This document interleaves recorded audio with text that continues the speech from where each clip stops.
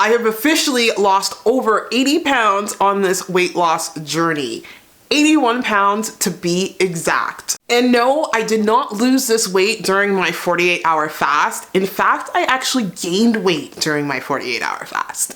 Yeah, I'm gonna explain it all. Make sure you hang tight until the end of the video, and we are gonna talk weight loss, weigh-in, fasting, and battling metabolic disease because I am done with being ill. Let's go. Welcome to my 48-hour fast video plus new low weight post-fast. We're gonna jump all into the details. If you're new here, welcome. My name is Daniella. I'm on a journey to lose over 100 pounds. This is my progress thus far, and along my weight loss journey, I've been plagued with so much health problems. It's annoying. I'm trying to reverse it. A lot of things happened to me that weren't my fault, but I'm taking responsibility and I'm turning my life around. So if you're interested in weight loss content, content about mental health, content about new science, and content just here to motivate you to level up, make sure you hit that subscribe button and smash that like button, guys, because we've got some fun weigh-in results coming through. All right, some quick weight loss stats. Before the fast, I was sitting at 207.8 pounds. After the fast, I sat at 206.6 pounds. But let me explain it all. So day one of the fast, which started this Sunday, I was at 206.4 pounds, and then I went down to 205.6 pounds on day two.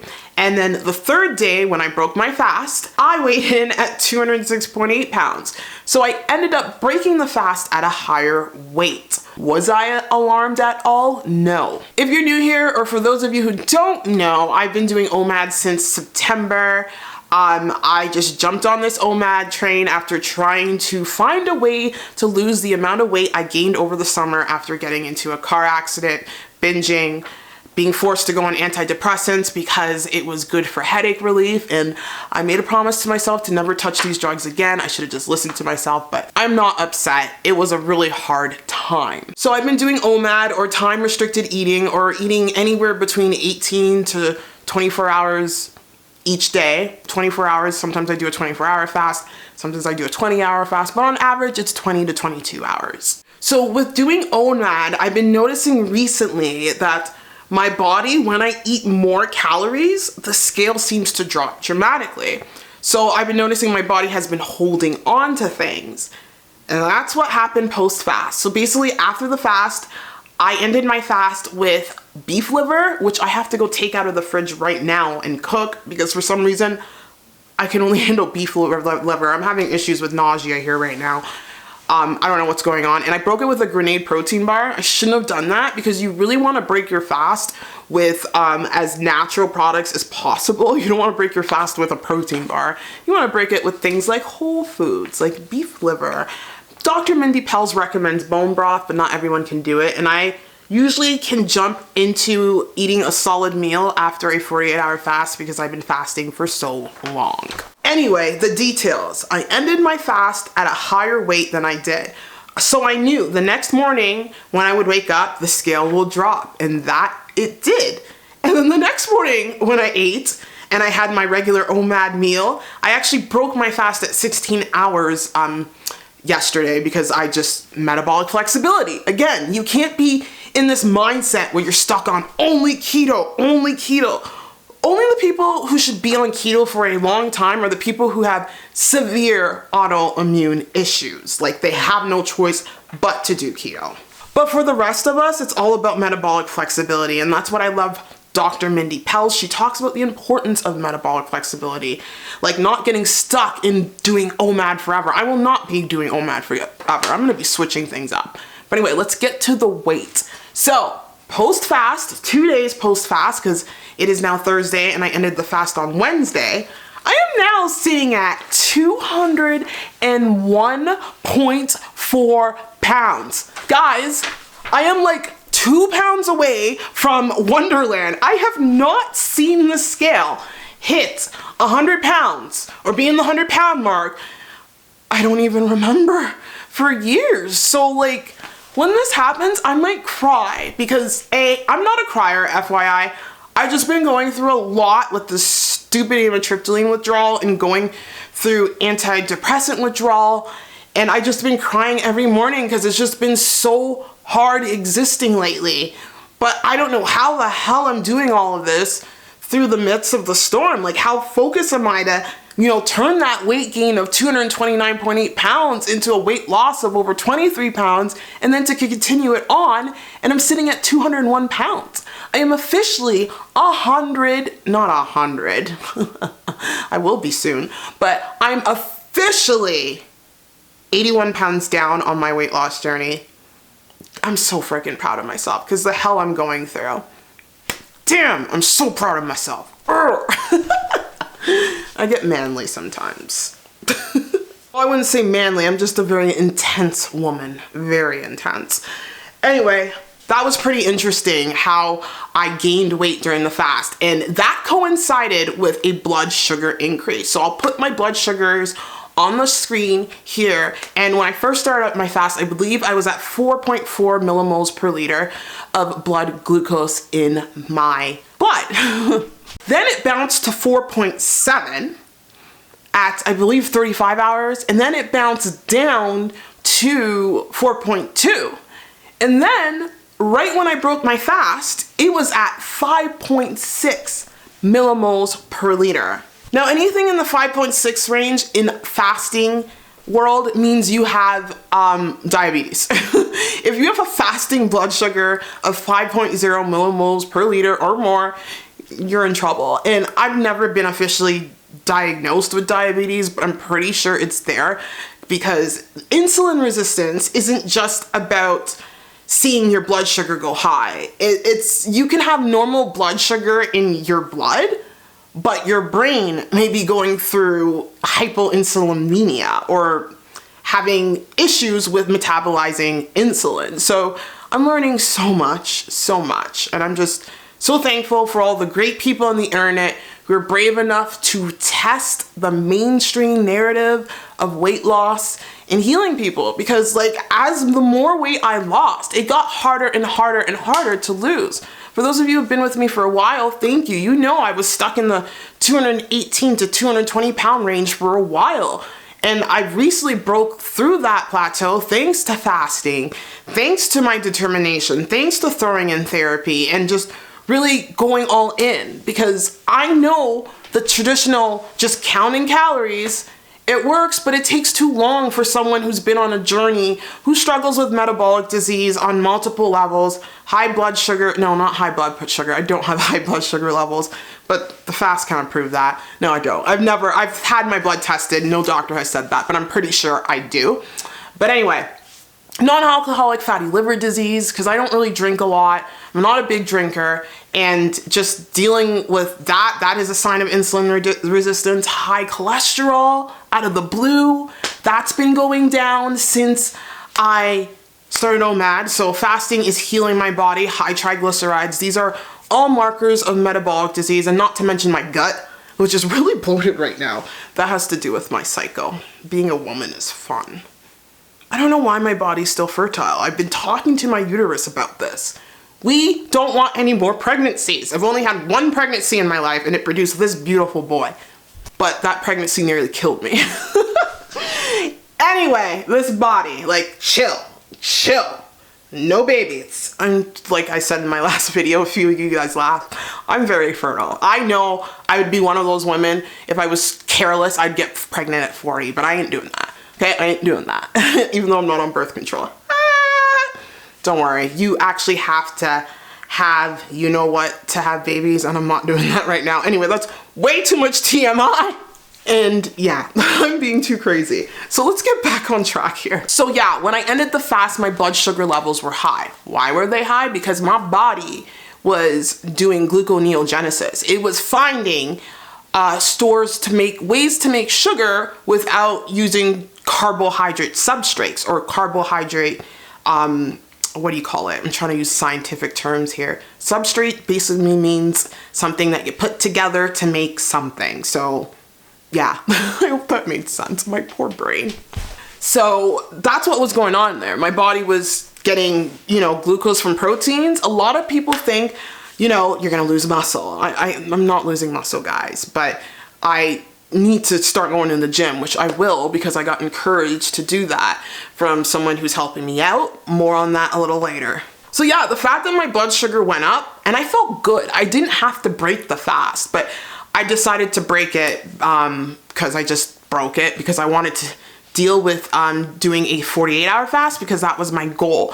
And since the concussion, it's been really hard to push past 48 hours, but I think my brain is healing. So yeah, I felt so good on that fast. I had no issues with everything I'm going through, with the nausea. It kind of helped kill the flu too. Like, it's still lingering there, but it's not as intense. Now I'm just dealing with the antidepressant withdrawal symptoms, but I'm going on the right path, and that's all I can ask. So yeah, I can't believe I'm at 201 pounds. My goal is to be at Wonderland by Christmas, and it's December, what is it, 8th, 9th? 8th, it's December 8th, because I did journal this morning. It's December 8th.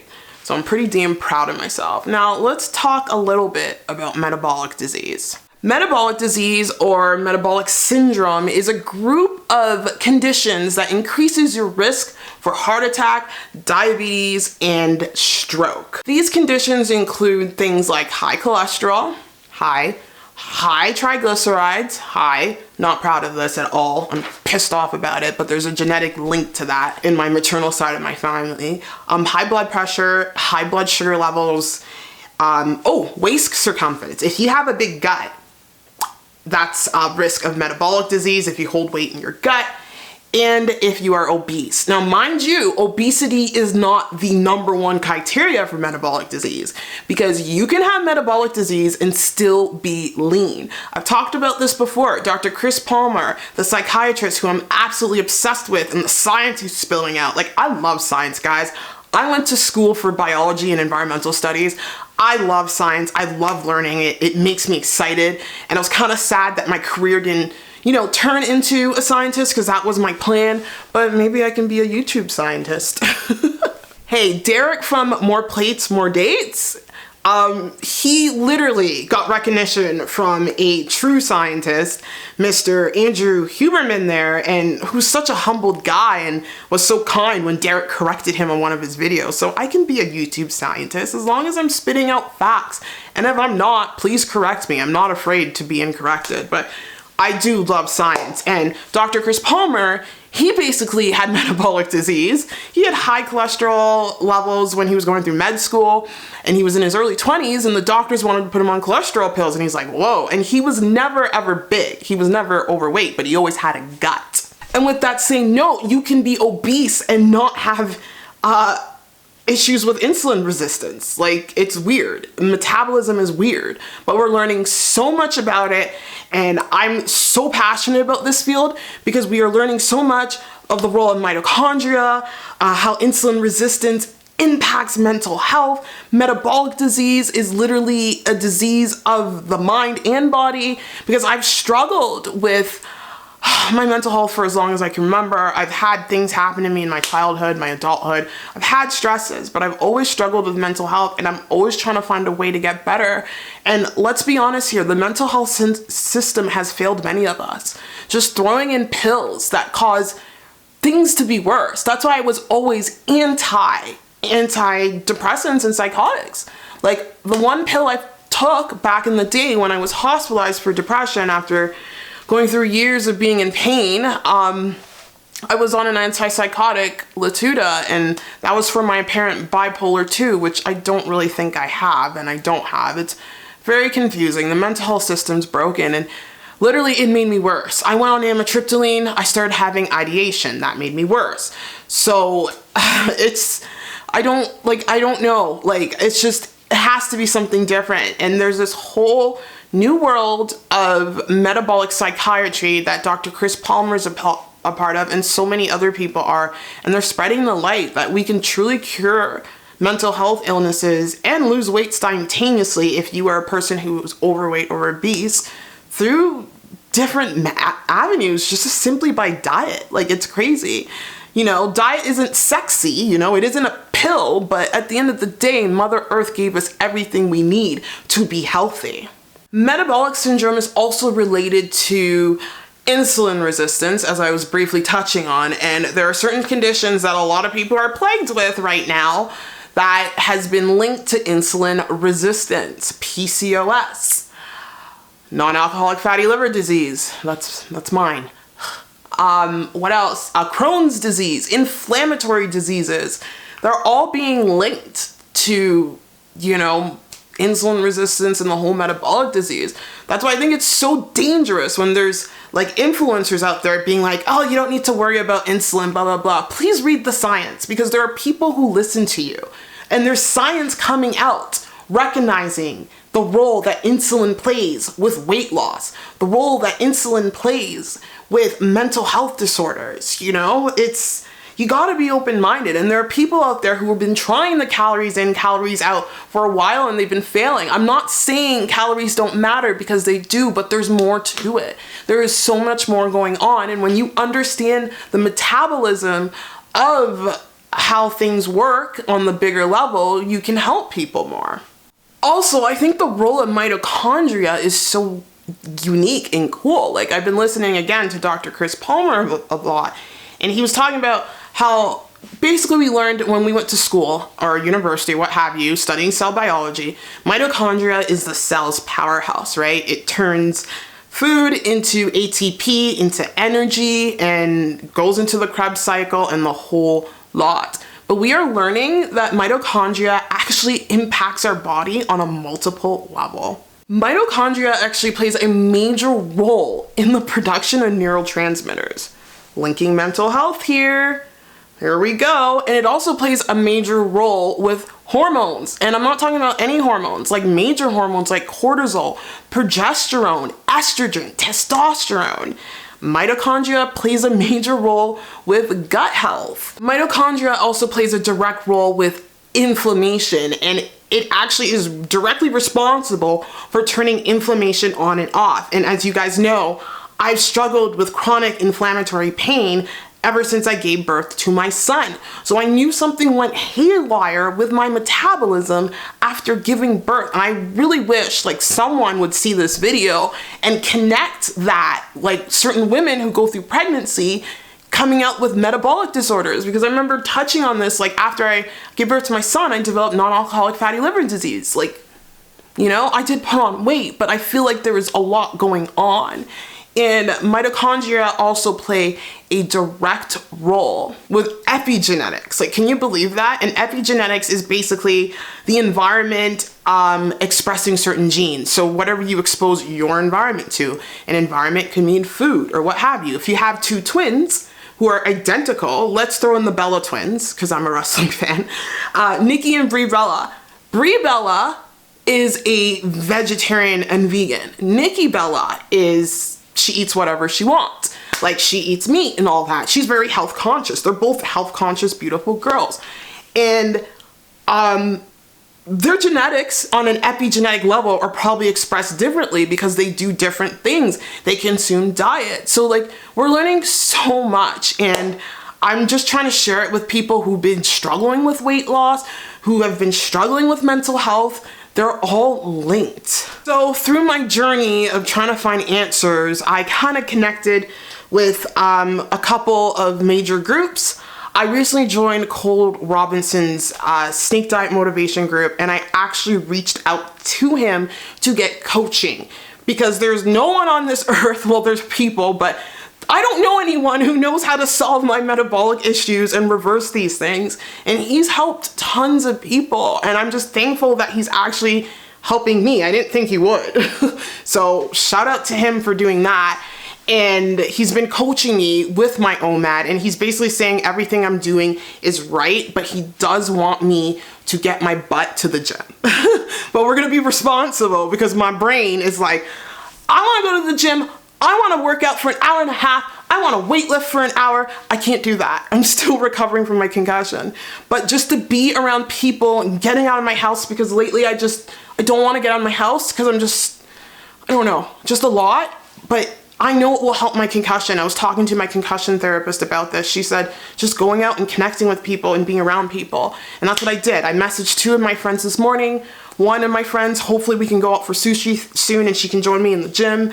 And my other friend, hopefully we can go on a walk and, you know, hang in there, because I do need to be around people and it's important to do that. And I know with my social anxiety and with me not being too fond of people sometimes, I gotta let that all go, because at the end of the day, we are humans, we are social beings.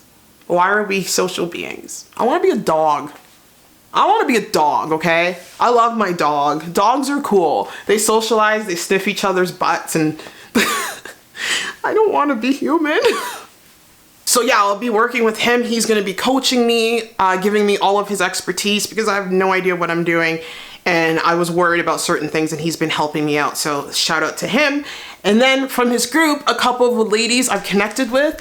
And one of the ladies recommended that I join DrMindyPelz's group. And what I love about DrMindyPelz is that she connects fasting to the female hormones. And DrMindyPelz is very good about talking about metabolic flexibility. She's not stuck on doing only OMAD, doing only keto. You gotta be flexible. You gotta get in carbs sometimes. You can't be in a constant state of fasting. You have to eat. Fasting is healing, but so is food. So honestly, at the end of the day, when it comes to all of this, it's about instilling habits. Weight loss happens in the kitchen. Fasting is for healing. Yes, there's weight loss benefits because it resets the metabolism and it goes through autophagy and it's, you know, rebooting neurotransmitters and all of that. But like, food is equally as important. So yeah, this is what I'm doing on my journey. I will probably get flack for it, but I'm so glad I joined a community of people who will not look at me for eating the amount of calories I do, not look at me for being crazy for eating the amount of calories I do, and for not judging me for drinking water on days on end. So yeah, I just need to create something to get through this, because this journey is pretty lonely and, you know, people are gonna judge, but I'm getting results, y'all. I'm getting results. Now imagine where I will be in 3 months from now. Hopefully at my goal weight. And then I never, ever want to see the 200s again in my life. A little update on the flu. After I went on the 48-hour fast, I think I may have starved the flu out of me, so that's a win. And it's been really hard differentiating, sorry, brain stutter, between the flu and the antidepressant discontinuation syndrome. I am going to do a video on this because there needs to be a video on this. There needs to be, because, you know, things might happen. There are people who are on antidepressants and, hey, there might be a holiday around the corner and they forget to refill their prescription.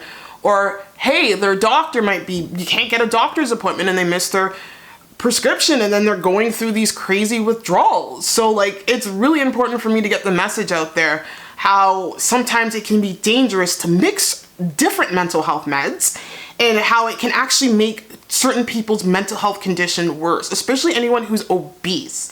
And I know I've struggled with that personally. So it was a bit tricky trying to distinguish between the flu and not the flu, but I know it was the flu because I was getting, my lymph nodes were inflamed in my back and everyone in my house was sick and all of that.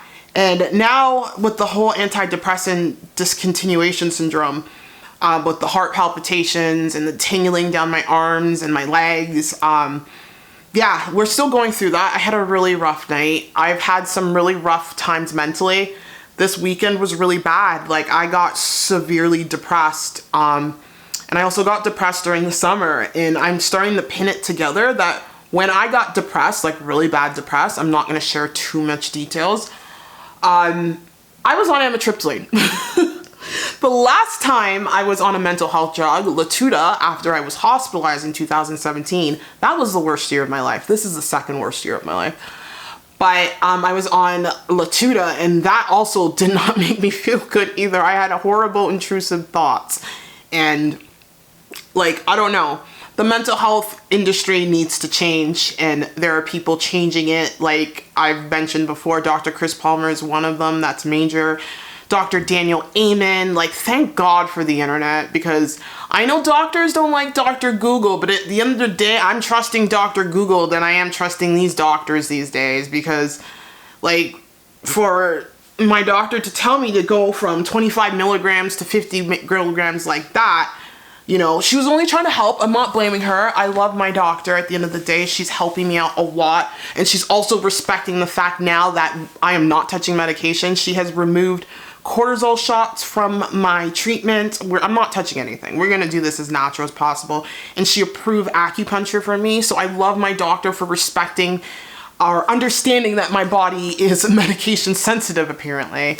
So yeah, I'm just trying to be positive through all of this. It's been really hard, but I'm documenting this to help people. Like, I really want to help people, and I really want to get the credentials to maybe coach people with fasting or coach people with mental health. And because listen, I know how it is to be obese. I know how it is to struggle with mental health, just to struggle with it all of your life and just deal with it silently. And if I can help one person, it's a win. And if I can try to reach multiple people, I'm here.